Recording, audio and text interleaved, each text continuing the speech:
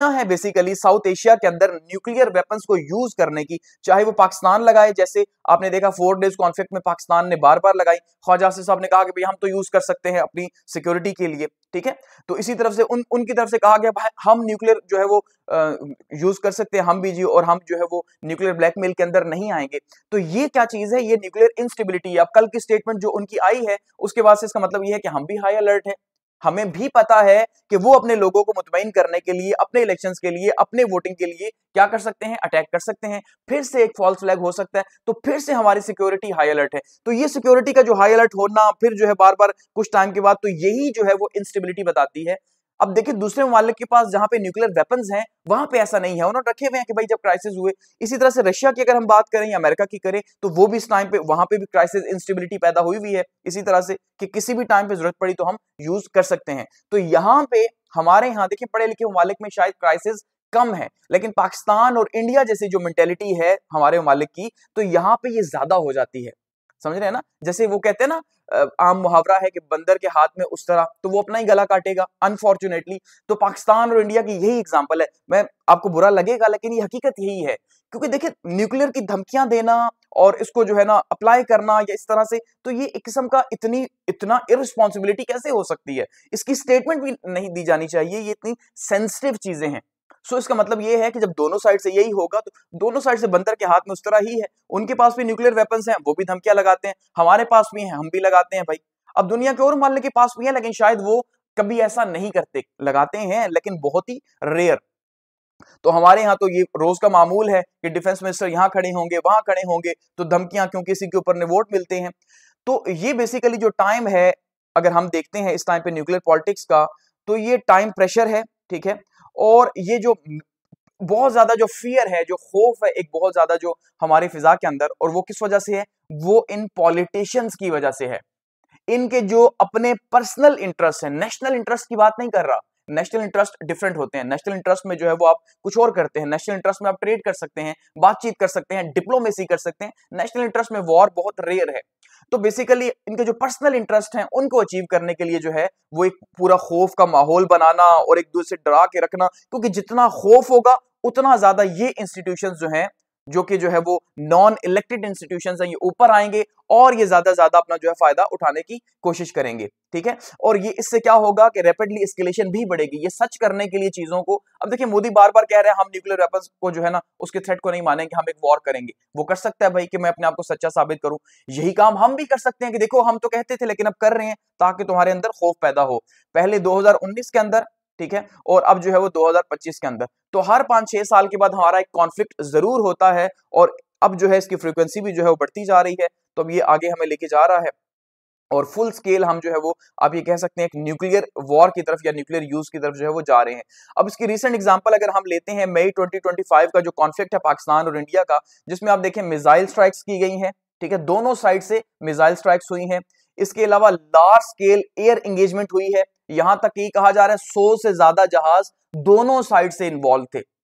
100+ जो है वो जो है जहाज इन्वॉल्व थे, दोनों साइड से ये अटैक कर रहे थे वहां पे यहाँ पे, तो ये हो रहा। इसके अलावा ड्रोन्स दोनों साइड से आपने देखे कैसे यूज किए गए। साइबर अटैक पाकिस्तान ने किया, उसके बाद उन्होंने वापस किया, ठीक है जी। नेवल मैन्यूवर्स की गई, तो हर तरह की डिफरेंट जो है वो आप ये कह सकते हैं कि लेवल्स के ऊपर एंगेजमेंट हुई है इस मिलिट्री कॉन्फ्लिक्ट की, और इसलिए बहुत ज्यादा इंपॉर्टेंट है ये। वरना नॉर्मली होता ही है कि बॉर्डर के ऊपर क्लैशेस होते हैं, पाकिस्तान और इंडिया के, जैसे 2019 का देख ले, बॉर्डर क्लैशेस हुए, थोड़ा बहुत एयरफोर्स का यूज हुआ और दैट्स इट। लेकिन इस बार जो है डिफरेंट टाइप की एंगेजमेंट जो है वो दोनों साइड से देखने को मिली है। तो ये मल्टी डोमेन वॉर थी, ठीक है, मल्टी डोमेन वॉर। हमने मल्टीपल एंगल से जो है देखा कि भाई एंगेजमेंट्स की गई हैं और यही सबसे ज्यादा थ्रेटनिंग थी।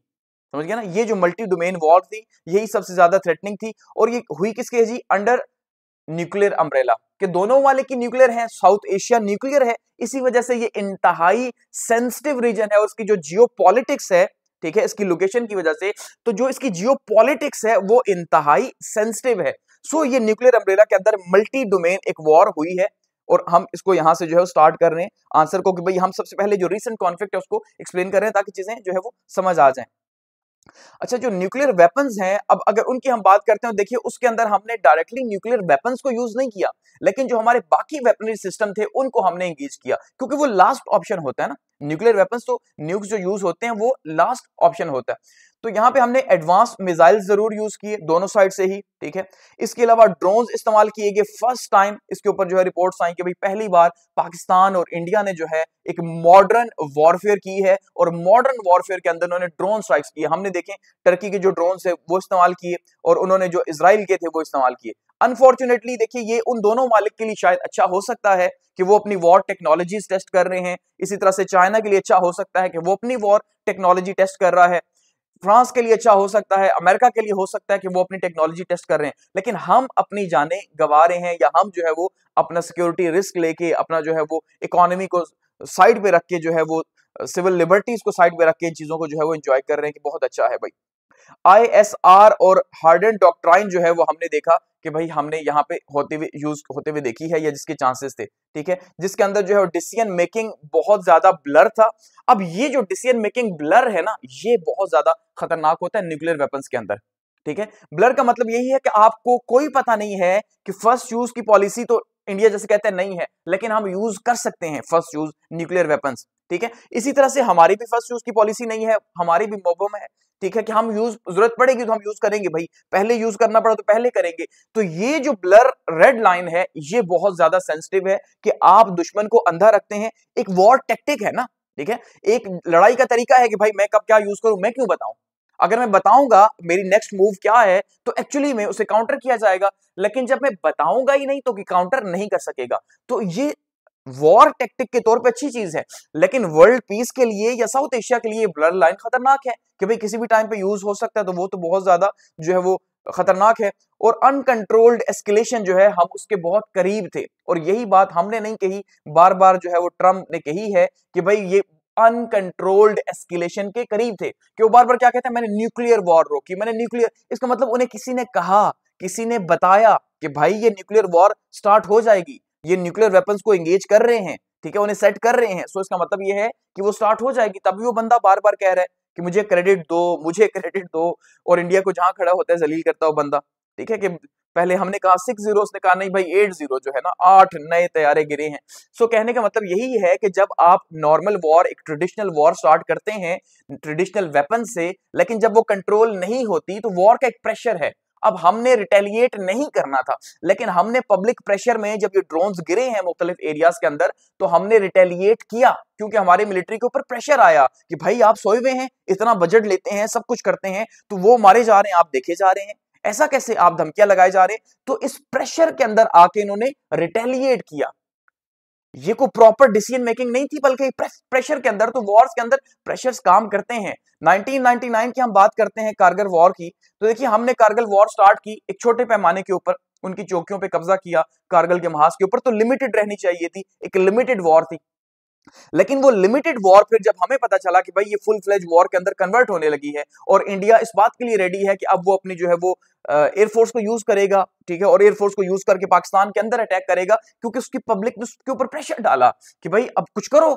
तो उस प्रेशर के अंदर उसने फिर ये डिसीजन लिया, और हम जो है वॉशिंगटन भागे कि नहीं भाई इस वॉर को रुकना चाहिए, ठीक है। तो वॉशिंगटन डिक्लेरेशन के तहत फिर वो वॉर रुकी है। तो कहने का मतलब यही है कि स्टार्ट नॉर्मल होती है, एक लिमिटेड वॉर स्टार्ट होती है छोटे एरिया के ऊपर, लेकिन उसके बाद फिर जब वॉर स्टार्ट तो आप करते हैं, लेकिन स्टॉप करना आपके बस में नहीं होता। क्यों? क्या पाकिस्तान ने अपनी मर्जी से स्टॉप नहीं की, ना ही इंडिया ने की, उसे अमेरिका ने स्टॉप करवाई है।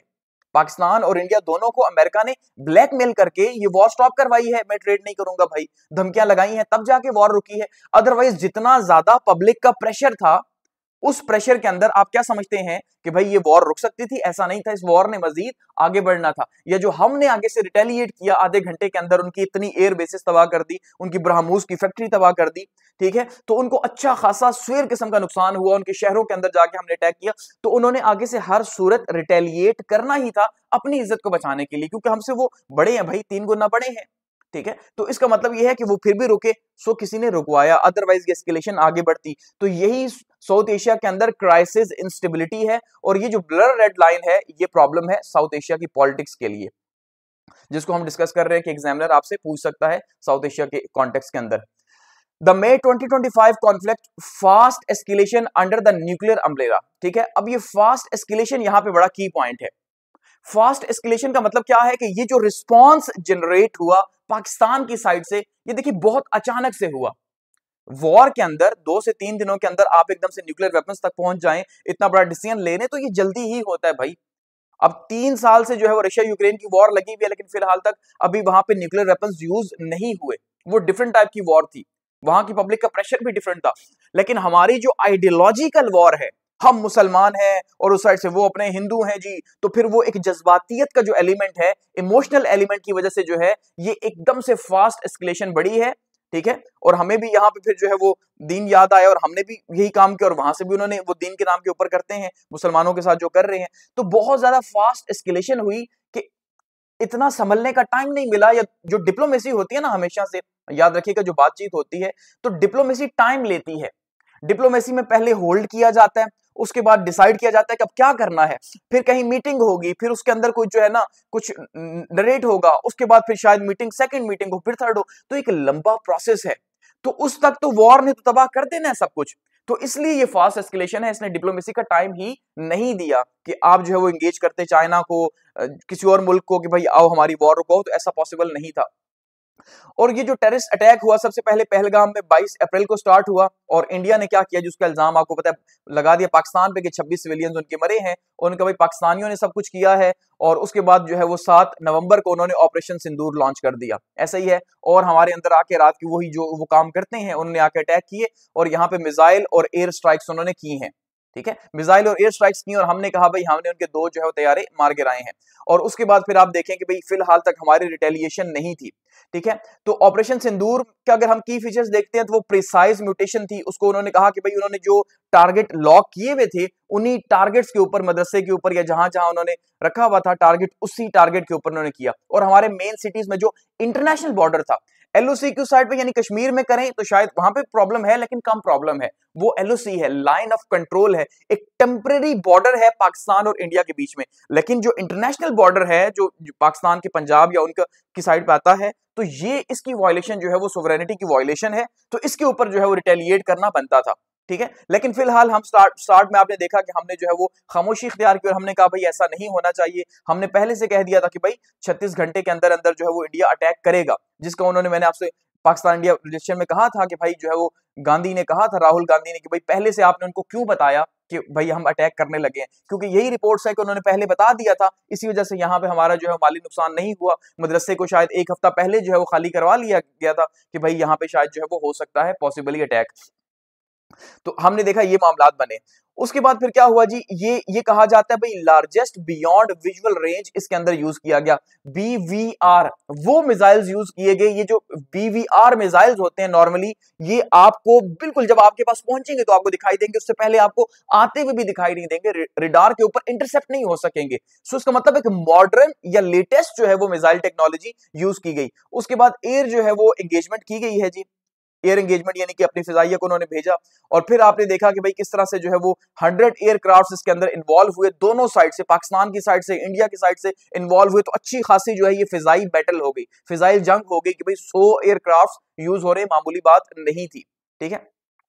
और उसके अंदर जो इन्होंने स्टैंड ऑफ रेंज रखी वो 100 किलोमीटर तक की थी, कि 100 किलोमीटर पाकिस्तान के अंदर, 100 किलोमीटर इंडिया के अंदर। तो ये 100 किलोमीटर बहुत बड़ा एरिया होता है, तो इसका मतलब ये अच्छी खासा जो है वो एक एंगेजमेंट थी। फिर 8 से 10 मई जो है ये काफी सेंसिटिव रहे हैं। फिर आपने देखा ड्रोन वॉरफेयर स्टार्ट हो गई 8 से 10 मई में, कि किस तरह से उन्होंने पहले ड्रोन्स भेजे हमारे मुख्तलिफ एरियाज के अंदर, ठीक है, मिसाइल्स के साथ स्ट्राइक्स की। और फिर हमने जो आगे से किया तो उन्होंने कहा कि भाई हमने S-400 जो रशियन सिस्टम था उनके पास, एयर डिफेंस सिस्टम जो था, इसके थ्रू रोका, उन्होंने इसके थ्रू रोका। फिर हमने आगे से जब रिस्पॉन्ड किया तो उनका S-400 ही हमने तबाह कर दिया, और रशियन टेक्नोलॉजी को हमने तबाह किया, रशियन जहाजों को हमने गिराया। तो वो उनके लिए भी एक था, रशिया के लिए भी, कि भाई हमारे पास इतनी टेक्नोलॉजी मौजूद है, ठीक है, कि जो हमारे पास चाइनीज जो है वो सिस्टम था, तो उसके थ्रू हमने किया। और हमने ये नाम दिया कि भाई फॉल्स फ्लैग ऑपरेशन आपने यहाँ पे किया है, जैसे आप हर बार करते हैं। अच्छा, स्प्रेशन ऑफ एनिमी डिफेंस सिस्टम। अब उसके बाद हमने देखा यहाँ डॉक्ट्राइंस जो है वो कुछ मिलिट्री डॉक्ट्राइंस स्टार्ट हुई हैं, ठीक है।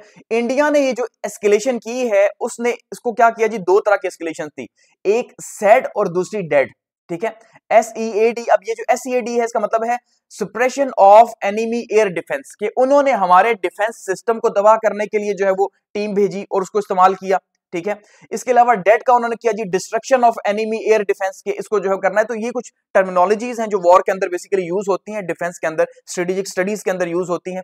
तो इसमें उन्होंने क्या किया जी, इसमें उन्होंने मिसाइल स्ट्राइक्स किए पाकिस्तान के अंदर, ठीक है, और पाकिस्तानी एयर डिफेंस सिस्टम और एयर बेसिस को जो है वो टारगेट करने की कोशिश की है इसके अंदर। जैसे आपने देखा लाहौर के अंदर, रावलपिंडी के अंदर, बहुत मेन सिटीज के अंदर हमारे उनके जो ड्रोन है IAI ड्रोन, IAI कंपनी के, इजराइल के जो इंतहाई लेटेस्ट जो है हेरॉप ड्रोन्स जिसको हमने कहा, ठीक है। तो ये हेरॉप ड्रोन्स का उस टाइम पे मैंने आपको बताया था कि काफी एडवांस टेक्नोलॉजी है, जिसके अंदर वो खुद भी एक मिसाइल ही है कि उसके अंदर मिसाइल भी लगा हुआ है कि आपने उसको डायरेक्टली टारगेट भी करना है, कहीं पे भी हाई रेंज टारगेट्स हैं तो आप उसको यूज कर सकते हैं कि आपने जो है उसने GPS सेट कर दिया और वो वहां पे जाके टारगेट पे खुद ही मिसाइल फायर करके फट जाएगा, खुद फटेगा, धमाका करेगा। इसके अलावा जो सर्विलेंस रियल टाइम जो आपको इन्फॉर्मेशन देगा कि अब क्या मूवमेंट है, कहां पे है, कैसे है, आर्मी कहां से जा रही है, डिप्लॉयमेंट क्या है, वो भी आपको मुसलसल देता रहेगा। तो बहुत ही एडवांस टेक्नोलॉजी यूज की गई उसकी तरफ से भी। उसके बाद हमने देखा जी ड्रोन जो है वो स्टार्ट हो गए यहाँ पे, और ये फर्स्ट इसे ड्रोन वॉर कहा गया पाकिस्तान और इंडिया के बीच में, ठीक है। ये पहली जो है वो ड्रोन वॉर थी। इससे पहले 2019 में हमारी एस्केलेशन हुई, लेकिन तब कोई ड्रोन यूज नहीं हुआ। उससे पहले जो हुई तब तो ड्रोन टेक्नोलॉजी थी नहीं, 1999 के अंदर या 1971 के अंदर या 65 के अंदर। सो ये फर्स्ट एक मॉडर्न वॉरफेयर थी। इसका मतलब ये है कि हम जो टेक्नोलॉजीज अचीव कर रहे हैं दोनों ममालिक, ठीक है, तो जो टेक्नोलॉजीज हम अचीव किए जा रहे हैं डिफेंस के अंदर, अब हम उन्हें टेस्ट भी किए जा रहे हैं साथ साथ और यूज भी किए जा रहे हैं। तो ये बहुत सेंसिटिव है कि कल को हम कोई और टेक्नोलॉजी लेके आएंगे तो उसको भी हम यूं ही टेस्ट करेंगे, फिर स्टार्ट कर देंगे। तो ये फर्स्ट जो है वो आर नेबर्स के बीच में जो है ड्रोन वॉर हुई, और इसने हालात आपने देखा काफी ज्यादा जो है वो खतरनाक हुए इससे।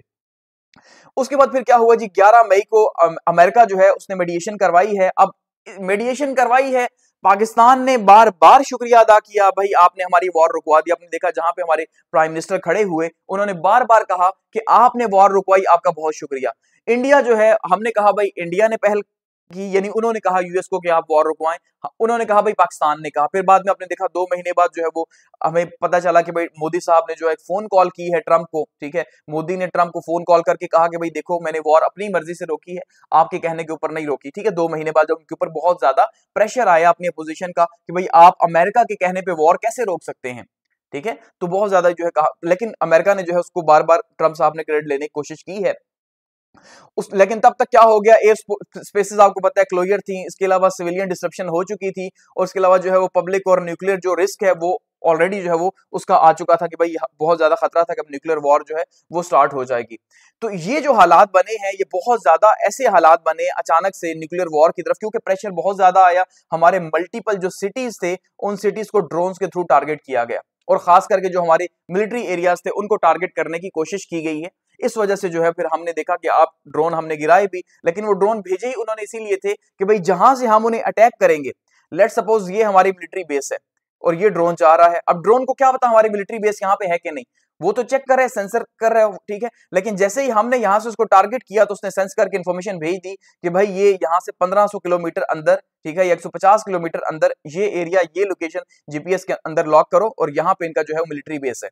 क्योंकि मिलिट्री बेस के अंदर ही आर्सनल या असला हमने रखा होगा ना, वहीं से हमने टारगेट करना है। तो हमें इस बात का आइडिया था कि भाई इस तरह से जो है ना ये हेरॉप ड्रोन्स काम ये कर रहे हैं कि ये सर्वेलेंस के लिए आए हैं, ताकि हमारी मिलिट्री बेसिस की लोकेशंस, हमारी पूरी मूवमेंट देख सके। सो इसलिए फिर हमने इन्हें कहां गिराया, खाली जगहों पे। हमने जो है ना अपने इनको गिराने के लिए कोई कहीं खेत देखा, कोई कहां देखा कि भाई वहां गिराए जहां की वो लोकेशन भेजे भी तो हमें फर्क कोई नहीं पड़ेगा। तो हमने रियल टाइम जो उसकी इंफॉर्मेशन थी उसको जो है वो मैनिपुलेट करने की कोशिश की, उसको इस तरह से गिराया, जिस वजह से बहुत ज्यादा प्रेशर आया कि वो शहरों के अंदर काफी ज्यादा आगे तक भी आए।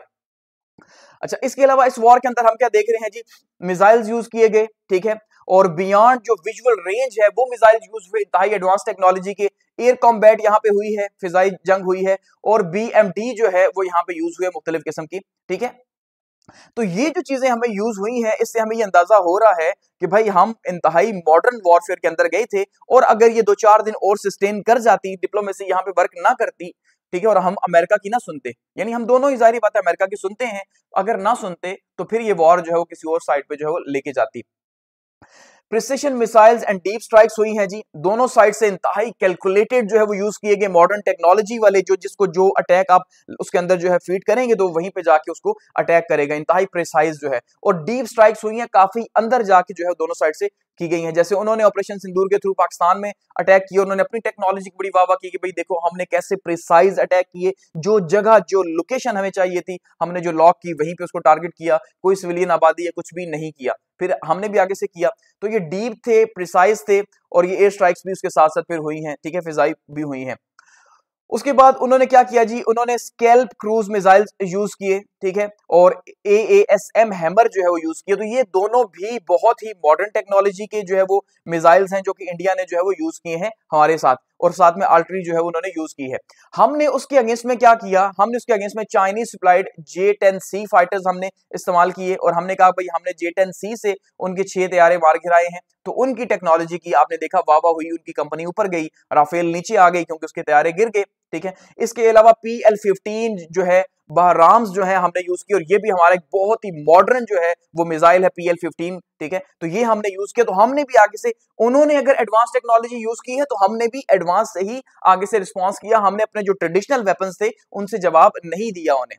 इसके अलावा इंडियन एयरक्राफ्ट जो है वो हमने मार गिराए हैं, इन्हीं के साथ, ये कहा जाता है PL-15 के साथ हमने जो है ये गिराए हैं, जो कि हमने जहाजों के थ्रू, एयरफोर्स के थ्रू यूज किए थे, तो हमने उनके थ्रू इनके मार गिराए हैं। और ये रियल वर्ल्ड टेस्ट था चाइनीज एयर कॉम्बैट सिस्टम का, समझ गए ना, क्योंकि वेस्टर्न जो टेस्ट है वो तो ऑलरेडी हो रहा है, आप देख रहे हैं।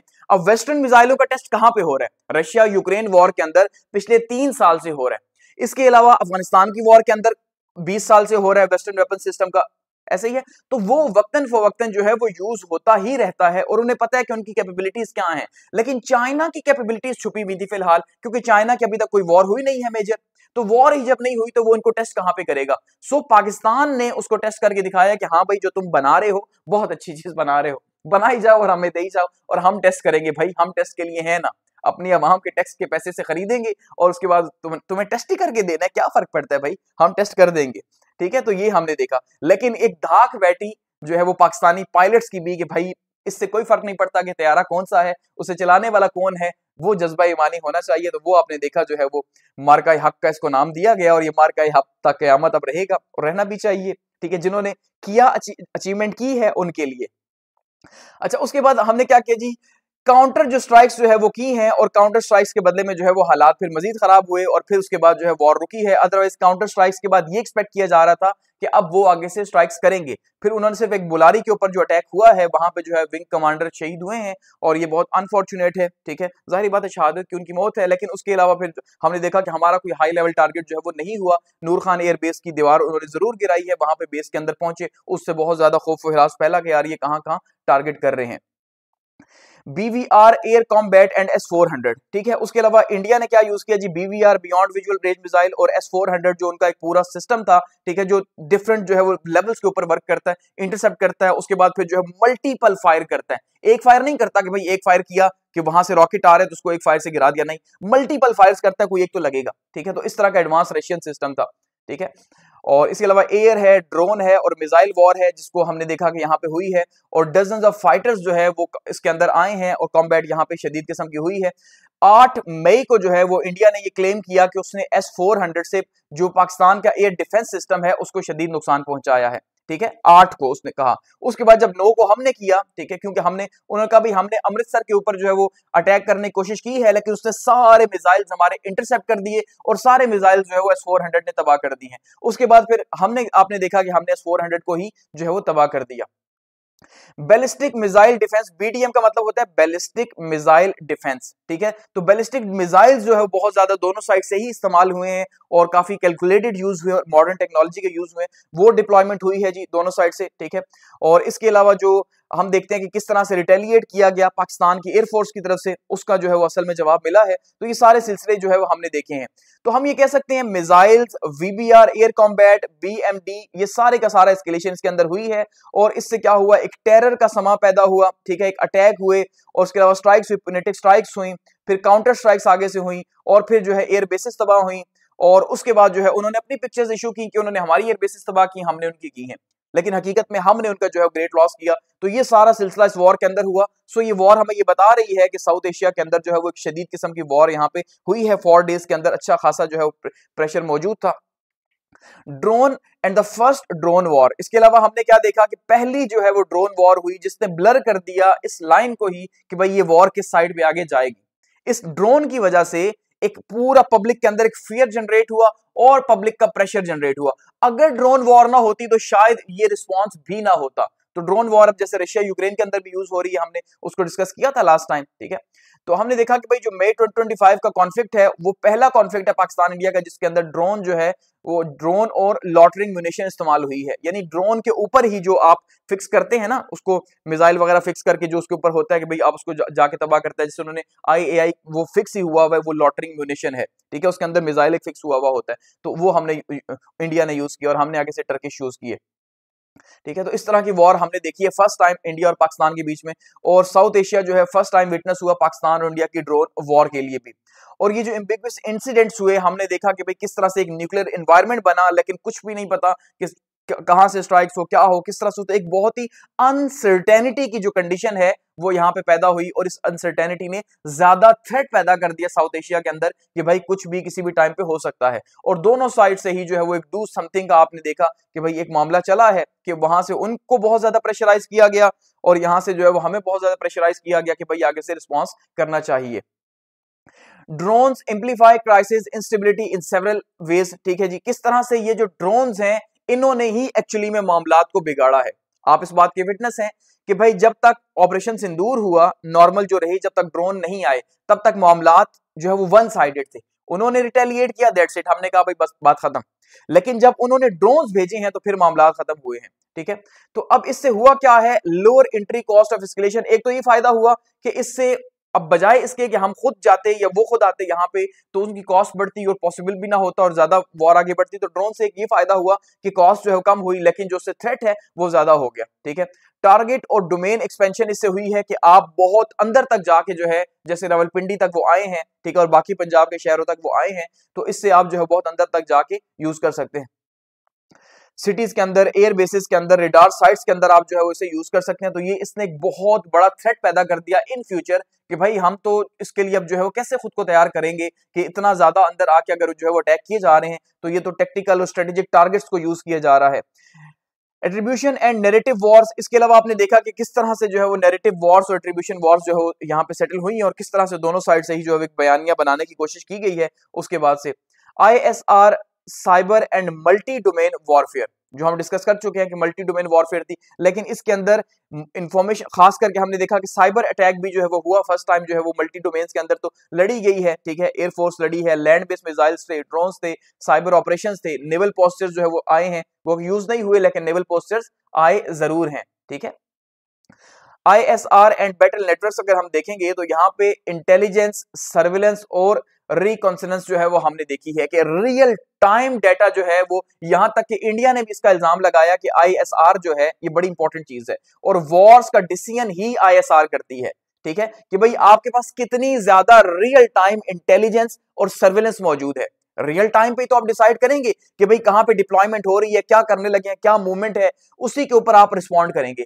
तो इंडिया ने कहा कि हमें इस वॉर में नुकसान तब हुआ कि चाइना ने रियल टाइम सर्विलेंस की है, ठीक है, पाकिस्तान के बिहाफ के ऊपर, और फिर पाकिस्तान ने आगे से उसके अकॉर्डिंगली रिटेलिएट किया। यानी उसने ये नहीं माना कि पाकिस्तान ने रियल टाइम सर्विलेंस मेरी करके मुझे टारगेट किया, क्योंकि वो कहता कि भाई पाकिस्तान के पास ऐसी टेक्नोलॉजी कहां से आई। सो उसने ये क्रेडिट चाइना को दिया कि चाइना ने बेसिकली पाकिस्तान की हेल्प की है डायरेक्टली, और डायरेक्टली चाइनीज जो है वो सिक्योरिटी सिस्टम जो है वो काम कर रहा था पाकिस्तान के लिए, और उसने इंडिया की जो रियल टाइम सर्विलेंस है यानी ISR उसको दिया पाकिस्तान को, जिसकी वजह से पाकिस्तान को जो बेनिफिट हुआ या हमारे तैयारे तबाह हुए या बेसिस के ऊपर उसने जो है वो अटैक किया है। तो ये जो रियल टाइम सर्विलेंस है ये फर्स्ट टाइम जो है वो यूज हुई और ये बहुत इंपॉर्टेंट थी। सैटेलाइट्स का यूज हुआ, ग्राउंड रेडार्स का यूज हुआ, ठीक है, एयरबोर्न अर्ली वार्निंग्स का यूज हुआ और इलेक्ट्रॉनिक इंटेलिजेंस का यूज हुआ। तो इसका मतलब है कि मॉडर्नाइज वॉरफेयर की तरफ हम आहिस्ता आहिस्ता जा रहे हैं। तो ये जितनी भी चीजें यूज हुई हैं ये इंतहाई एडवांस टेक्नोलॉजी की थी। तो अगर वो कहते हैं चाइना ने यूज किया तो मैं भी, क्योंकि हमारे पास तो सारा सिस्टम ही चाइना का है, तो चाइना खुद करे तब या हम करें तो बात तो एक ही है भाई, सिस्टम तो नहीं कही है ना, सिस्टम तो ये सारा सर्विलेंस का हमारे पास उन्हीं का मौजूद है, तो हमने वो यूज किया, ठीक है। इसके अलावा सैटेलाइट इमेजेस जो है वो आपने देखे इंडिया ने उसको इशू किया है, सैटेलाइट इमेजेस भी, जिसके वो दिखाता है बिफोर और आफ्टर की आपने देखा दिखाई है, वो कितनी सच्ची कितनी झूठी है, लेकिन उसने अपनी पब्लिक को दिखाई कि भाई देखो पहले एयरबेस कैसी थी फिर कैसी है। सो इसका मतलब सैटेलाइट इमेजेस भी यूज की गई हैं इसके अंदर जो है वो पाकिस्तान को टारगेट करने के लिए, ठीक है, पाकिस्तान ने भी फिर आगे से की हैं। तो बोथ मिलिट्रीज जो है उन्होंने यूज किया जी ISR का, और इस ISR की वजह से बहुत ज्यादा प्रिसिशन पैदा हुई, अटैक का जो टारगेट था उसको बहुत ज्यादा लॉक करने में, फिक्स करने में बहुत ज्यादा जो है वो हेल्प हुई है। तो वो जो अंधी वॉर होती है ना कि भाई यहां से मारा वहां से मारा, सिविलियंस पे गिर रहे हैं, सब कुछ हो रहा है, तो वो चीजें आपने नहीं देखी इस वॉर के अंदर। तो ये एक जो है वो पब्लिक का, आम पब्लिक का फायदा हो रहा है कि भाई आप वॉर कर रहे हो तो मिलिट्री टू मिलिट्री वॉर करो, पब्लिक को क्या कहते हो, ठीक है। तो इससे रैपिड टारगेटिंग में आसानी हुई और हाई वैल्यू एसेट्स जो है उनको जो है वो टारगेट किया गया कि भाई कहां पे उनका डिफेंस सिस्टम है, कहां पे एयर रेडार सिस्टम है, क्योंकि नॉर्मली पहले एयर रेडार सिस्टम को पैसिव करना पड़ता है अगर आपने जहाज घुसाने हैं किसी दूसरे मुल्क में, जैसे ईरान के अंदर हुआ, ठीक है। तो इसी तरह से होता है कि पहले आप उनके रेडार सिस्टम को जो है वो बेबस करते हो ताकि वो आइडेंटिफाई ना कर सके आपको, जैसे इजराइल ने किया। इजराइल ने ईरान के साथ क्या किया कि भाई उसने सबसे पहले जो है वो उनके जितने भी डिफेंस सिस्टम थे, ठीक है, खास करके जो रेडार बेस्ड सिस्टम थे उन सबको तबाह किया, उसके बाद उनको जो है वो अटैक किया ताकि वो डिटेक्ट ना कर सके, रिस्पॉन्ड ना कर सके आगे से। तो इसने क्या किया जी, इसने शॉर्टन कर दी है जो विंडो थी रिस्पांस की। ये जितनी भी चीजें इस्तेमाल हुई हैं ये सारी की सारी बहुत शॉर्ट टाइम के अंदर हुई हैं, ये रियल टाइम इंफॉर्मेशन मिलती रही है, और 4 दिनों के अंदर, या खास करके जो 2 दिन थे वो बहुत ज्यादा इंपॉर्टेंट थे, तो इन 2 डेज में जो है वो रियल टाइम इंफॉर्मेशन जो मिलती रही है, तो इसने डिसीजन मेकिंग को बहुत ज्यादा फास्ट किया। ये तो फायदे की बात है, लेकिन वॉर के अंदर डिसीजन मेकिंग का फास्ट होना फायदा भी है, आप अपने आप को बचाते हैं, लेकिन वहीं पे ये तबाही भी है। आप उतना जितनी फास्टली आप रिस्पॉन्स करेंगे उतना ही ज्यादा तबाही जो है वो होगी, समझ रहे हैं। तो ये भी हमने देखा यहाँ पे हुआ। साइबर ऑपरेशंस भी हुए हैं जी, पाकिस्तान इंडिया दोनों की साइड से ही। पाकिस्तान ने साइबर अटैक स्टार्ट में किया, आपने देखा कि पाकिस्तान ने जो है वो जो इंडियन मिलिट्री है या उसकी गवर्नमेंट की जो साइड्स हैं उनको जो है वो हैक किया, और पूरा उनका जो एक बिजली का निजाम था आपने देखा उसको जो है बहुत ज्यादा जो है पाइच कर दिया 2 दिन के लिए कि वो बिल्कुल सेट उसको नहीं कर पाए। फिर उसके बाद इंडिया ने आगे से साइबर रिस्पॉन्स किया, लेकिन जो है वो बहुत ज्यादा कोई कामयाब नहीं हो सका, लेकिन हमने मल्टी फ्रंट्स के ऊपर वॉर लड़ी है, ठीक है। पाकिस्तान ने मल्टी फ्रंट्स के ऊपर फर्स्ट टाइम ये वॉर लड़ी है कि जिसमें हमने साइबर अटैक को भी जो है वो साथ में शामिल किया, और हमने क्या किया जी, डिसरप्ट किया उनकी कम्युनिकेशन को और अर्ली वार्निंग सिस्टम्स को किया, उन्होंने भी अपनी तरफ से कोशिश की है करने की। इसके अलावा हम यहाँ पे देख रहे हैं जी ब्लेम शिफ्टिंग और एस्केलेशन जो है वो हो रही है। ब्लेम शिफ्टिंग क्या है कि भाई उसने किया उसने किया उसने किया, तो ये ब्लेम शिफ्टिंग है, क्योंकि जो भी एट द एंड रिस्पॉन्सिबिलिटी लेगा इंटरनेशनल रिलेशंस के अंदर, इंटरनेशनली जो है उसको इररिस्पॉन्सिबल स्टेट समझा जाएगा कि भाई ये गैर जिम्मेदार रियासत है, इसने कैसे स्टार्ट कर दिया। हमने तो फर्स्ट यूज नहीं किया, जाहिर बात है ये सारा का सारा सिलसिला इंडिया की साइड से स्टार्ट हुआ, लेकिन फिर भी वो कह रहे हैं भाई आगे से उन्होंने जो रिटेलिएट किया, ठीक है, वो हमारे ऊपर ब्लेम शिफ्ट करते हैं कि भाई पहले उन्होंने मारा ही क्यों। तो ये हमने देखा, तो ये इस तरह से मामला सारे के सारे जो है वो चले हैं जी। और साउथ एशिया जो है वो एक नई टाइप की जो वॉर है, ठीक है, एक बिल्कुल मॉडर्न वॉरफेयर जिसे हम कह रहे हैं, तो मॉडर्न वॉरफेयर जो है वो साउथ एशिया ने फर्स्ट टाइम देखी है। तो इससे एक थ्रेट पैदा हुआ, एक मैसेज गया कि भाई डिफरेंट टेक्नोलॉजीज जो ये दोनों ममालिक अचीव कर रहे हैं, ठीक है, इंडिया जो टेक्नोलॉजीज अचीव कर रहा है या पाकिस्तान जो टेक्नोलॉजीज अचीव कर रहा है, दोनों ही किसी ना किसी से ले रहे हैं ना, जाहिर बात है। इंडिया ज्यादातर किससे लेता है जी, माजी में वो रशिया से लेता रहा और उसका सारा निजाम रशिया का है जिसे वो रिप्लेस कर रहा है। उसके अलावा जो है वो फ्रांस से उसके साथ बहुत अच्छे टाइज हैं, और इसराइल के साथ हैं, और कुछ अमेरिका के साथ अब उसके डेवलप हुए F-35 उनसे अब मांग रहा है वो। सबसे ज्यादा रशिया जो है उसके वेपन्स हैं, उसके बाद राफेल जो है वो आपने देखा इनके थे, ड्रोन्स जो थे वो जो है वो इसराइल के थे, ठीक है। तो इन तीनों टेक्नोलॉजीज को यहाँ पे जो है वो टेस्ट किया इंडिया ने, और जितनी भी टेक्नोलॉजी उसके पास थी, पाकिस्तान ने सिर्फ एक ही टेक्नोलॉजी जो है वो चाइना की जो है वो यहाँ पे चेक की है, और क्योंकि पाकिस्तान का ज्यादा वेपनरी सिस्टम जो है वो माजी में यूएस का रहा, और अब जो मॉडर्न है वो चाइना का है, क्योंकि 2015 के बाद से जो हमारे लिंक बिल्ड हुए हैं वो चाइना से ज्यादा हुए हैं डिफेंस के ऊपर, तो इस हमने जो है चाइनीज सिस्टम को यहाँ पे यूज किया है। इसका मतलब फ्यूचर में भी जब ये मजीद चीजें एक्वायर करेंगे तो यहाँ पे मजीद इसको वॉर को आगे लेके जाएंगे, और ये ज्यादा थ्रेट पैदा करेगा। अब अगर हम न्यूक्लियर डॉक्ट्राइन की बात करते हैं, डॉक्ट्राइन्स एंड न्यूक्लियर पॉलिटिक्स, ठीक है, बेसिकली जो डॉक्ट्राइन है, जो न्यूक्लियर यूज की आपकी फिलॉसफी है, जो आपके प्रिंसिपल्स हैं कि आप किन बेसिस के ऊपर यूज करेंगे, वो जो है वो बहुत मैटर करती है इस न्यूक्लियर वॉर के अंदर, ठीक है। और इसने हमने ये देखा, ये जो डॉक्ट्राइन्स हैं इन्होंने डिटरेंस भी क्रिएट की है, ठीक है, और एक रेड लाइन भी जो है वो क्रिएट की है। अब उसमें देखिए जो इंडिया है उसने ये कहा हुआ है कि हम नो फर्स्ट यूज पॉलिसी करेंगे, NFU डॉक्ट्राइन। अब ये बड़ी वाज़ेह डॉक्ट्राइन है पूरी दुनिया के अंदर, जो न्यूक्लियर वेपन्स होते हैं तो आपको डिक्लेयर करना है कि भाई आप क्या करेंगे, आप पहले यूज करेंगे बाद में यूज करेंगे। तो इंडिया कह रहा है मैं पहले यूज नहीं करूंगा। मैं, इसका मतलब ये है कि क्या वो अपना नुकसान करना चाहेगा? नहीं, वो इंटरनेशनली ये बताना चाह रहा है मैं एक रिस्पॉन्सिबल स्टेट हूं, तो जब तक मेरे ऊपर न्यूक्लियर वेपन्स यूज नहीं किए जाएंगे मैं नहीं करूंगा भाई, मैं रिस्पॉन्सिबल हूं। समझ रहे हैं ना? ऐसे जैसे बड़ा भाई होता है, भाई वो कुछ करेगा तो मैं तब करूंगा, अदरवाइज मैं नहीं करता। डर के अंदर आके, थ्रेट के अंदर आके मैं नहीं करूंगा, लेकिन छोटा करता है। समझ रहे हैं? तो उसने अपने आप को बड़ा बताने के लिए कि भाई देखो मैं तो साउथ एशिया की रिस्पॉन्सिबिलिटी मेरे ऊपर है, साउथ एशिया का चौधरी मैं हूं और इस पूरे रीजन की जो रिस्पॉन्सिबिलिटी मेरी है, सो मैं ये कर सकता हूं कि मेरी फर्स्ट यूज डॉक्ट्राइन नहीं है, मेरे पास सेकंड स्ट्राइक कैपेबिलिटी है। और ये भी एक बड़ी बात होती है, किसी मुल्क के पास न्यूक्लियर वेपन्स के बाद भी, यानी एक शख्स बुलेट खा के उसके बावजूद उसमें इतनी ताकत है कि वो आगे से रिवर्स आपके ऊपर अटैक कर सके, तो उसका मतलब वो ताकतवर है ना भाई।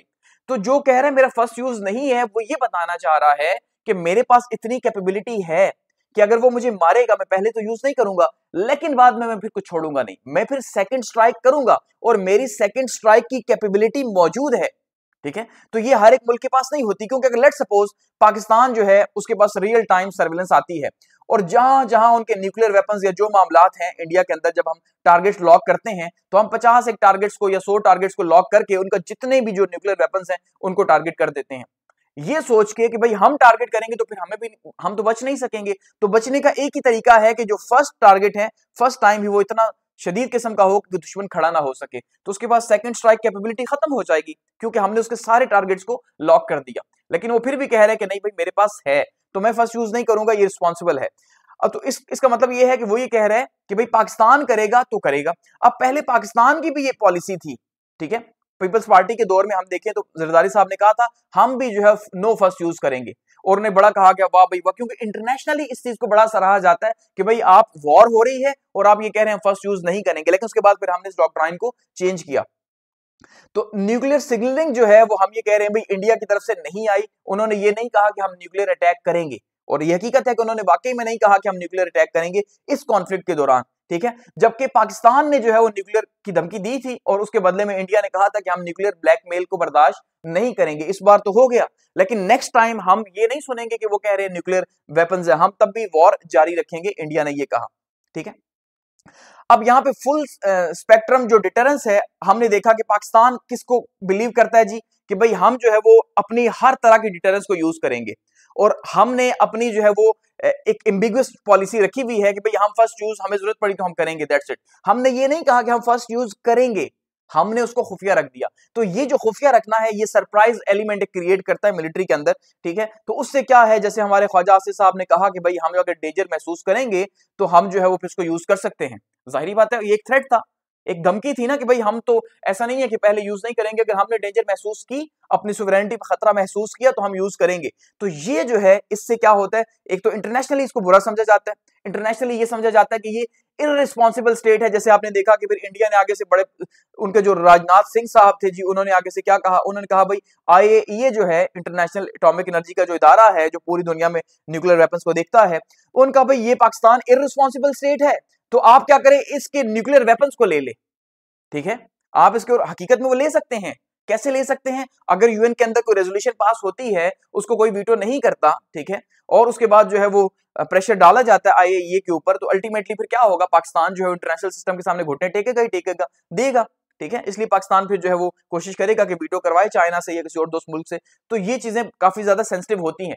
लेकिन कहने का मतलब ये है कि उन्होंने आगे से हमें ब्लेम किया कि हम गैर जिम्मेदार हैं, हम उन्हें धमकी दे रहे हैं कि हम यूज करेंगे, सो ये इररिस्पॉन्सिबल है भाई, लो इससे, ये तो मारेगा, ये मारेगा। बेवकूफ जैसे होता है ना, बच्चे के हाथ में कोई चीज दे दो तो खौफ होता है यार बच्चा तो मार ही देगा, तो बेहतर ये है कि बड़े उससे ले लें। तो ये इंटरनेशनल रिलेशंस में भी यही मामलात होते हैं, बड़े के हाथ में वेपन है, बड़ा तो सेफ्टी के लिए भाई। ठीक है, जैसे इंडिया बता रहा है मैं सेफ्टी के लिए, मैं तो फर्स्ट यूज करूंगा नहीं, मेरी तो सेफ्टी के लिए, तो लोग उस पर ट्रस्ट करते हैं कि हाँ यार ये कोई जो है ना अक्लमंद है, दानिशमंद है, ठीक है, मैच्योर कंट्री है, एक रिस्पॉन्सिबल स्टेट है। लेकिन जब पाकिस्तान जब ये कहता है या कोई मुल्क ये कहता है मैं फर्स्ट यूज करूंगा, सो एक थ्रेट तो क्रिएट होता है आर्जी तौर पे, लेकिन ग्लोबली जो है वो एक इररिस्पॉन्सिबिलिटी का मुजाहरा होता है और एक बचपना होता है कि यार ये देखो ये क्या कर रहा है, ये तो जो है ना किसी भी टाइम पे चला देगा। तो एक तरफ से तो अच्छा है कि अगला डर के रहेगा, किसी भी साइड पे बच्चे के हाथ में कुछ हो तो आपको पता है हर कोई खौफजदा होता है कि यार कहीं मार ही ना दे, ठीक है, वो देख ही रहा होता है कहीं मार ही ना, बच्चा दे भी नहीं रहा होता, लो तो रोना शुरू कर देता है। तो ये हालात जो है वो उन्होंने दिखाने की कोशिश की है, लेकिन इससे खौफ जो है वो जनरेट जरूर होता है और इररिस्पॉन्सिबिलिटी भी होती है। और फिर जब आप देखेंगे काफी ज्यादा खतरा है और ये यूज कर भी रहा है, तो फिर सब मिलके घेर के बच्चे को जो है ना एंगेज करके इधर उधर से ले लेते हैं कि भाई ये दे दो, ये दे दो, ये तुम्हारे हाथ में बेहतर नहीं है। तो ये मामलात, और ये रियल ऐसे ही मामलात होते हैं। तो पाकिस्तान अपने इंटरेस्ट के लिए यूज करता है।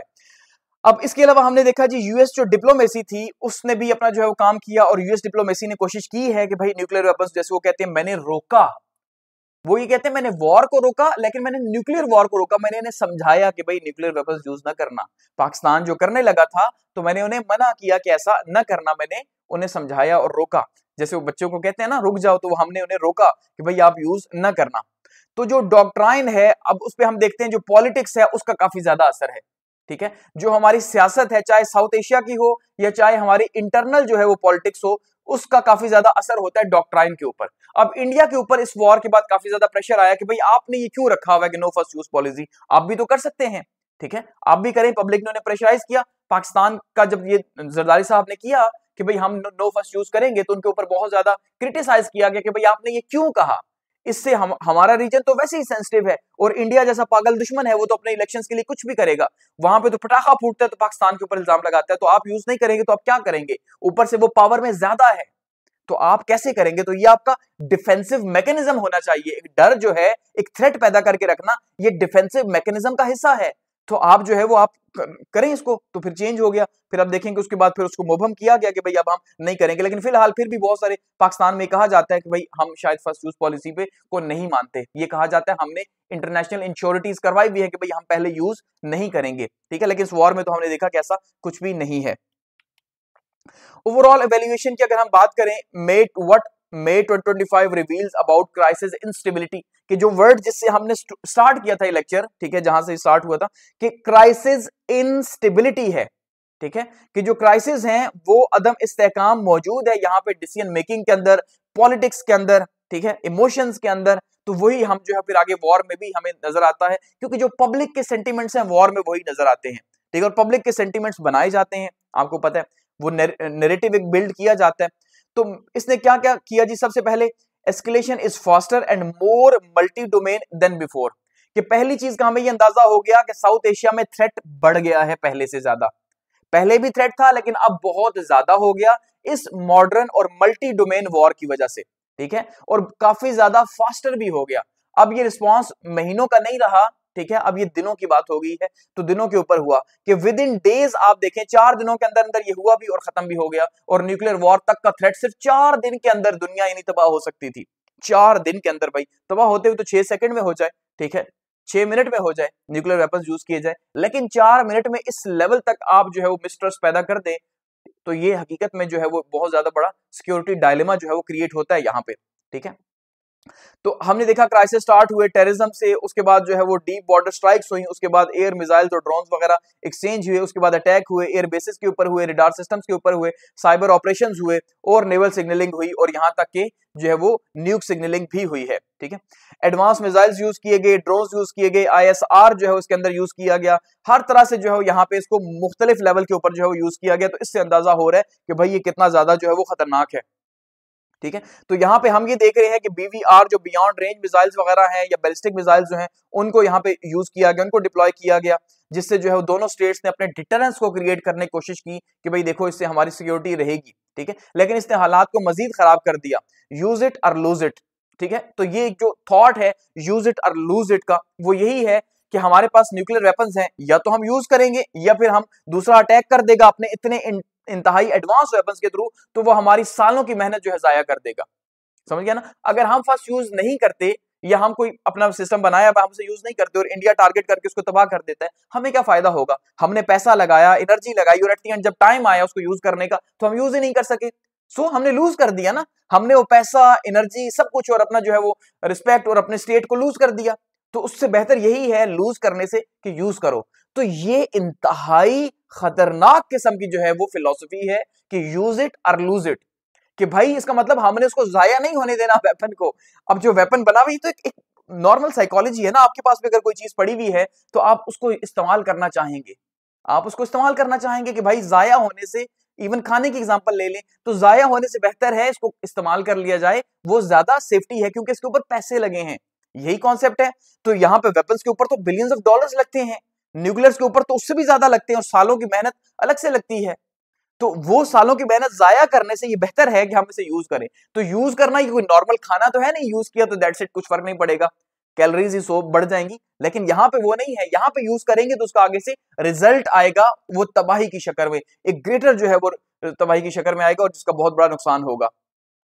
ड्यूल यूज एसेट्स और ambiguous platforms blurs nuclear conventional boundaries. इसके अलावा यहाँ पे जो न्यूक्लियर बाउंड्रीज हैं, कन्वेंशनल या रिवायती बाउंड्रीज जो सेट हुई हुई थी कि भाई हम जो है वो गैर जिम्मेदार नहीं है, हम तरीके से इस्तेमाल करेंगे, तो वो भी हमने देखा कि यहाँ पे हमें मिटती भी दिखाई दी। अगर पाकिस्तान ने बार बार धमकियां दी हैं न्यूक्स की, तो इसका मतलब यही है कि अब ये रीजन मजीद सेंसिटिव हो गया और दुनिया की नजरें पाकिस्तान के ऊपर हैं और इंडिया इसके लिए पूरी कोशिश कर रहा है अपनी डिप्लोमेसी को यूज करके, सब कुछ करके कि भाई देखो पाकिस्तान तो बड़ा रिस्पॉन्सिबल है, ये तो किसी भी टाइम पे यूज कर देगा। लेकिन उससे उसे भी थ्रेट हो गया कि भाई इसके साथ वॉर ना करना, ये तो यूज कर देगा। ठीक है, तो ये भी हुआ, तो ड्यूल यूज एसेट्स भी हुए, तो हर तरह से जो है हमने इसको जो है वो यूज किया है, ये हमने देखा। Doctrine asymmetry deepens crisis. अब उन्होंने ये कहा तो है कि हम जो है वो फर्स्ट यूज नहीं करेंगे, लेकिन फिर भी आपने देखा कि उनके डिफेंस मिनिस्टर ने कहा कि अगर हमें जरूरत पड़ी तो हम यूज करेंगे। सो इसका मतलब अपनी स्टेटमेंट से वो फिर गए, अपनी स्टेटमेंट से वो फिर गए, क्योंकि उन्होंने भी अपनी वही यूज इट और लूज इट वाली बात है कि भाई बजाय इसके कि जाया कर दो तो बेहतर यही है कि यूज कर लो पाकिस्तान के ऊपर। तो अब यहाँ पे जो एसिमेट्री वॉरफेयर है, जिसमें आपको ये भी नजर ना आए कि वॉर है कि नहीं है, पीस है या वॉर है, तो पाकिस्तान और इंडिया के बीच में आप ये देख लें, ना तो पीस है ना वॉर है। इस टाइम पे करंट स्टेटस में आप देखें क्या है, क्या वॉर हो रही है, नहीं हो रही, क्या पीस है, नहीं है। पीस होता तो भाई नेगोशिएशंस होती, ट्रेड होती, डिप्लोमेसी होती, बॉर्डर्स खुले होते, नहीं है। वॉर होती तो लड़ रहे होते, जंग हो रही होती, एक सिस्टम माहौल बना हुआ होता ना। सो ना पीस है ना वॉर है, लेकिन इसका मतलब यह है कि फिर भी दोनों जो है वो हॉस्टाइल किए हुए हैं, एक दूसरे के ऊपर जो है वो अटैक या इस तरह की बातें, या जो है डिप्लोमेसी के थ्रू एक दूसरे को नुकसान पहुंचाने की कोशिश करना, आइसोलेशन की कोशिश करना। तो ये सारी चीजें हमें क्या बता रही हैं कि भाई बेसिकली एसिमेट्री जो है वो यूज हो रही है यहाँ पे, और कुछ भी हो सकता है यहाँ पे। ये जो इनके हालात बने हुए हैं इस रीजन के अंदर वो बहुत ज्यादा खतरनाक हैं। External mediation still safety walls, कि इस टाइम तक हमारे पास इस रीजन को बचाने का एक ही तरीका है, वही जो 1965 में हुआ, ठीक है, वही जो 1971 के अंदर हुआ और वही जो 1999 के अंदर हुआ। ये तीनों वॉर्स जो हैं बेसिकली एक्सटर्नल इन्फ्लुएंस की वजह से या एक्सटर्नल इन्वॉल्वमेंट की वजह से रुकी हैं, अदरवाइज पाकिस्तान ने या इंडिया ने नहीं रोकना था। 1965 की वॉर आप देख ले, ठीक है, उसके अंदर भी रशिया का और अमेरिका का प्रेशर था और ये वॉर रुकी है। ठीक है, 1971 में अमेरिकन धमकी थी इंडिया के लिए कि भाई मैं जो है वो आपके ऊपर अटैक करूंगा आप अगर इस वॉर को नहीं रोकेंगे, और वो सीरियसली, हालांकि हम ये ब्लेम करते हैं कि उन्होंने वक्त पे हमारी मदद नहीं की, लेकिन अच्छा खासा प्रेशर जो है वो अमेरिका ने इंडिया को दिया उस वॉर के अंदर कि भाई आप इस वॉर को रोके, नहीं तो मैं आपके ऊपर अटैक करूंगा। क्योंकि वो डायरेक्ट वॉर तो थी नहीं हमारी, वो तो बांग्लादेश के क्राइसिस थे, मशरकी पाकिस्तान के, तो जिसमें इंडिया कूद पड़ा था, तो वो हमने देखा उनके प्रेशर की वजह से रुकी। ठीक है, उसके बाद हमने देखा 1999 में जो है वो हम अमेरिका चले गए। ठीक है जी, नवाज शरीफ साहब के भाई इस वॉर को रोका जाए, ये वॉर हालात खराब कर रही है, तो तब भी किसने रोका, बाहर से रोका। सो जब ये वॉर स्टार्ट हो जाती है, स्टार्ट हम अपने डिसीजन के ऊपर करते हैं, लेकिन उसके ऊपर फिर जब एक बार स्टार्ट हो जाती है, रिटेलिएशन होती है, तो फिर दोनों साइड से पैसिव हो जाते हैं। क्योंकि फिर जो भी ये कहेगा मैं रोकता हूं, जाहिर बात है वो अपना पब्लिक का एंगर भी फेस करेगा और फिर जो है वो अपनी डिसरिस्पेक्ट भी होगी और मिलिट्री की डिसरिस्पेक्ट अलग से होगी, और ये जो इतना बिल्डअप है उसके ऊपर भी बातचीत होगी। तो बेहतर यही है कि थर्ड पार्टी के थ्रू उसको खत्म कर दिया जाए, यही एक सेफ वे समझा जाता है। तो अगर अमेरिका अपना रोल प्ले ना करे, ठीक है, या ये बिग पावर्स ना करें, फिलहाल तो अमेरिका कर रहा है, तो अल्टीमेटली फिर ये वॉर कौन रोकेगा, फिर तो ये नहीं रुकेगी, तो फिर जो हालात जो है वो मजीद खराब हो जाएंगे। तो इन क्राइसिस को मैनेज करने के लिए, इसका मतलब हम वॉर इसी बिहाव पे लड़ते हैं कि भाई कोई बड़ा रोक देगा, जैसे दो लड़ते हैं तो आपने देखा कि भाई बीच में आके लोग छोड़ो छोड़ो छोड़ो, और फिर वो एक दूसरे को और जो है ताने लगाते हैं, ये ना आता तो मैं तुम्हारी ऐसी, ये तो ऐसी, फिर उन्हें पता होता है बात संभाली भी है। तो बात संभालने के बाद भी ये स्टेटमेंट्स जारी रही हैं। आपने देखा मोदी जहां पे गए जी, उन्होंने बार बार जो है उसको कैश करवाने की कोशिश की, हालांकि उनके ऊपर बहुत प्रेशर आया कि भाई आपने जो है अपने 6 जहाज गंवा दिए हैं, 6-0 का मुकाबला रहा। ठीक है, तो बहुत ज्यादा जो है बातें हुई हैं बेसिकली। तो अब यहाँ पे हम ये उम्मीद कर सकते हैं कि अगर हम जो है वो साउथ एशिया को सेव करना चाहते हैं तो हमारे पास पॉसिबली क्या ऑप्शन हो सकता है एट द एंड, पॉसिबली हमारे पास डिप्लोमेसी हो सकती है, और हमारे पास ये हो सकता है कि हम जो है वो ये अमेरिका जैसे मुल्क को जो है वो यूज करके मेडिएट करके तो अपने मामलात को सेटल डाउन करें और यहाँ पे जो ट्रस्ट डेफिसिट है उसको थोड़ा कम करें। क्योंकि हमने क्या कहा था कि भाई ये जो वॉर्स होती हैं ये बेसिकली इंटरनेशनल रिलेशंस में क्या कहा जाता है, जो कंस्ट्रक्टिविज्म है वो इस बात पे बिलीव करता है, या कंस्ट्रक्टिविस्ट जो थ्योरिस्ट हैं वो सिक्योरिटी डायनेमिक्स में इस बात पे बिलीव करते हैं कि भाई आप किसी स्टेट को कैसे प्रिसीव करते हैं। जैसे मैंने एग्जांपल दी थी कि भाई अमेरिका के पास बहुत ज्यादा वेपन्स हैं लेकिन ये यूके के लिए थ्रेट नहीं है, यूके के पास बहुत ज्यादा वेपन है ये फ्रांस के लिए थ्रेट नहीं है, फ्रांस के पास है ये यूके के लिए थ्रेट नहीं है, लेकिन अमेरिका के लिए थ्रेट है कि चाइना के पास क्यों वेपन्स हैं। समझ रहे हैं? तो इसका मतलब यह है कि वो कैसे प्रिसीव कर रहे हैं एक दूसरे को, उनकी आइडियोलॉजी जो सोशल कंस्ट्रक्शन है वो कैसी है। तो सोशल कंस्ट्रक्शन में ट्रस्ट नहीं है भाई, हमारी पब्लिक ट्रस्ट नहीं करती इंडिया पे आइडियोलॉजी की वजह से, हमारी पब्लिक अमेरिका पे ट्रस्ट नहीं करती, चाहे वो हमें जो मर्जी दे दे, लेकिन हमारी पब्लिक के लेवल के ऊपर ट्रस्ट डेवलप नहीं होगा तो हम उन्हें ऐसे ही एनिमी के तौर पे प्रिसीव करते हैं एक इस्लामिक स्टेट के होते हुए। ठीक है, लेकिन वहीं पे अगर सऊदीया बनाएगा तो हमें कोई उससे इशू नहीं है, हम उन्हें डिफरेंट टाइप से प्रिसीव करेंगे, हम डिफरेंट एंगल से उन्हें देखेंगे, ट्रस्ट बिल्ड होगा वहां पे। तो ये जो ट्रस्ट है ये बहुत इंपॉर्टेंट है इंटरनेशनल सिक्योरिटी के अंदर। क्यों? क्योंकि आज ये कहा जाता है रियलिस्ट की तरफ से, रियलिस्ट थिंकर्स जो है आईआर के, वो कहते हैं अनार्की है दुनिया में। तो अनार्की है तो अनार्की की बिना पे ही पाकिस्तान भी इसको बिलीव करता है रियलिज्म को, इंडिया भी रियलिज्म को बिलीव करता है। जितने मुल्कों के पास असलहा मौजूद है जो असले की रेस के अंदर है, ये सारे रियलिस्ट फिलोसफी को मानते हैं कि भाई दुनिया में अनार्की है, कोई सेंट्रलाइज सिस्टम नहीं है दुनिया को जो है कंट्रोल करने का, और हकीकत में नहीं है।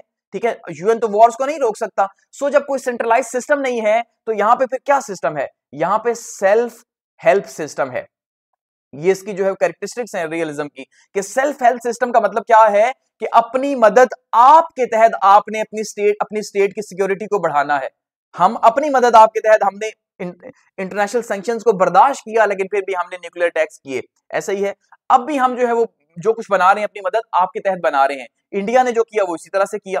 सो ये जो अनार्की का सिस्टम है इसमें कोई किसी पर ट्रस्ट नहीं कर सकता, तो सबसे बड़ा प्रॉब्लम ही ट्रस्ट का है। सो इसलिए आपको सेल्फ हेल्प के तौर पे जो है वो अपनी मदद आप करनी होगी और अपने नेशनल इंटरेस्ट के लिए जो है वो आपको सारे मामलात को देखना पड़ेगा कि कैसे जो है वो आप अपने आप को लेके चलेंगे, और स्टेट को सेंटर रखना पड़ेगा, ह्यूमंस को नहीं।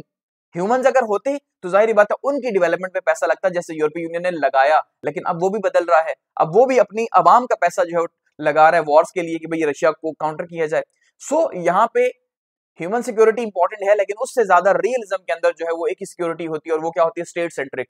तो स्टेट सेंट्रिक के अंदर रियासत को बचाना ज्यादा जरूरी होता है, और रियासत ही सब कुछ है, लोगों को मारो जो मर्जी करो, लेकिन रियासत अपने आप को जो है ना वो इतना पावरफुल कर लेती है कि उसकी तरफ कोई आंख उठा के ना देखे। हालांकि लोगों के अंदर क्या हालात हो, इंडिया के अंदर लोगों के क्या हालात हैं, पाकिस्तान में क्या हालात है, उससे कोई परवाह नहीं है, लेकिन स्टेट तो पावरफुल है भाई, स्टेट तो दुनिया को दिखाने के लिए भाई किसी ने नजर उठाई तो ये रियलिज्म की फिलॉसफी है। ठीक है, जो कि इस टाइम पे फॉलो हो रही है पाकिस्तान और इंडिया के अंदर। तो ये जो थ्योरीज होती हैं चाहे किसी की भी हो, जैसे हम इंटरनेशनल रिलेशंस की बात कर रहे हैं तो जाहिर बात है वो थ्योरीज अप्लाई होंगी तो इनका एक इंपैक्ट होता है, उसकी उनकी एक जो है ना पूरे उनके ऊपर सिस्टम बिल्ड होते हैं, एक थॉट्स पूरे बिल्ड हो रहे होते हैं।